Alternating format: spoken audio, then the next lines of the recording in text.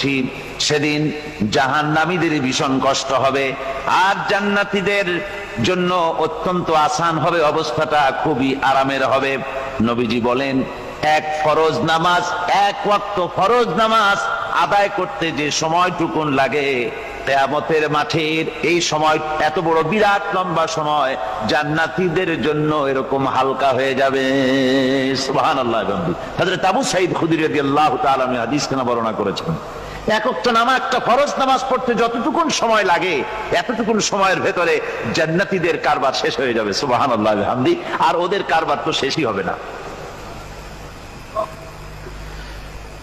وَيَوْمَ تَشَقَّقُ السَّمَاءُ بِالْغَمَامِ وَنُزِّلَ الْمَلَائِكَةُ تَنزِيلًا।